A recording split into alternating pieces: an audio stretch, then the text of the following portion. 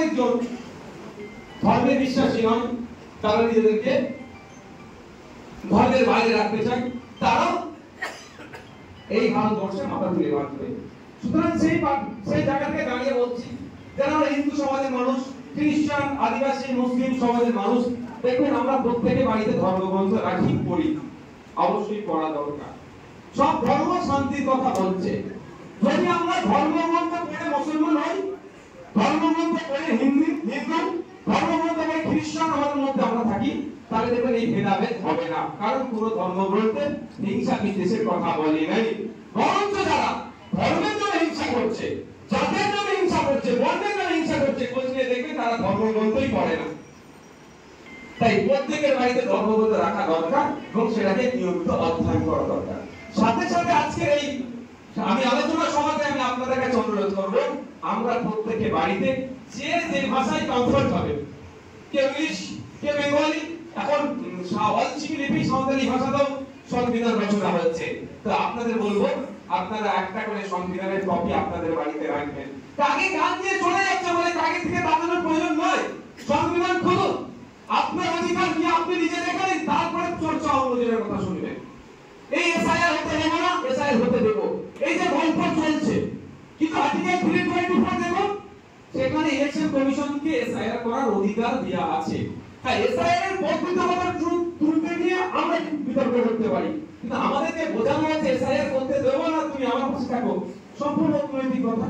তাই অনুরোধ আপনাদেরকে, একটা করে সংবিধানের কপি আপনাদের বাড়িতে রাখবেন। যখন সুবিধা অসুবিধা হবে খুলবেন, খুলে দেখবেন নিশ্চিতভাবে রুট আপনি পেয়ে যাবেন সংবিধানের মধ্যে। বাকি কোন জাজমেন্টে কি হচ্ছে না হচ্ছে সেটা আলাদা ব্যাপার, সেটা পরবর্তী পাওয়া যাবে, কিন্তু রুট পাওয়া যাবে। আরেকটা আমরা দাবি করেছি, আপনারা আওয়াজ তুলবেন যে ক্লাসে যেরকম জিওগ্রাফি, ভূগোল, ইতিহাস, জীববিজ্ঞান, ভৌতবিজ্ঞান, ইংলিশ, বেঙ্গলি, আরবিক, উর্দু, সংস্কৃত এগুলো সাবজেক্ট পড়ানো হয় তো নাকি ভাই? সেইভাবে সংবিধানকে পাঠ্যসূচির অন্তর্ভুক্ত করতে হবে। ক্লাস 5 থেকে এই দাবিটা আমাদেরকে তুলতে হবে। ক্লাস 5 থেকে 10 এর মধ্যেই সংবিধান থেকে পুরো আমাদেরকে আমাদের অ্যাডাপ্ট করতে হবে, তার ব্যবস্থা সরকারকে করতে হবে। আমরা জানি যারা রাষ্ট্রবিজ্ঞান নিয়ে মাস্টার্স করেছেন বা গ্র্যাজুয়েশন করেছেন, তারা সংবিধানটাকে তারা অধ্যয়ন করে, কিন্তু যারা মাস্টার্স করছেন বা গ্র্যাজুয়েশন করছেন, কিন্তু ক্লাস 5 থেকে 10 এর ছেলেরা জানতেই পারছে না। কিন্তু আমাদের দরকার এই যে পরিস্থিতি ছেলেগুলোকে সংবিধান সম্পর্কে ওয়াকিবহাল করা। আমি আবার ফিরে আসি, আর্টিকেল 13 বলছে, এটা গুরুত্বপূর্ণ বিষয়। আর্টিকেল 13 এর একটা গুরুত্বপূর্ণ বিষয় আছে, ঠান্ডা আমাদের শুনলে যে আজকে আমাদের রাজ্যে প্র্যাকটিসটা হচ্ছে না। 13 তো আছে, আমি 13 এর এ যেটা আছে, ধর্মীয় ও ভাষাগত সংখ্যালঘুদের অধিকার রয়েছে, তারা তাদের পছন্দ মতো প্রতিষ্ঠান স্থাপন করবে আর পরিচালনা করবে। মানে আপনি ধর্মীয় সংখ্যালঘু, ভারত পশ্চিমবাংলা যদি কথা বলি, কথা আগে গিয়েছিলাম, ধর্মীয় সংখ্যালঘু পশ্চিমবাংলায় 6টি আছে, 6টি সম্প্রদায়ের মানুষ, আর লিঙ্গুইস্টিক মাইনরিটি 7টা এখন ট্রিট করা হয়। তাহলে ভাষাগত আর ধর্মগত যারা সংখ্যালঘু, তারা তাদের প্রতিষ্ঠান, তাদের ইচ্ছা মতো প্রতিষ্ঠান স্থাপন করবে এবং পরিচালনা করবে। এই রাইটটা কে দিয়েছে? বাবা সাহেব আম্বেদকরের রচিত সংবিধান আমাদেরকে দিয়েছে।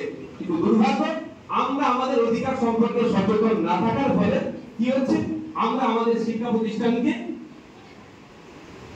জানতেই পারছি না।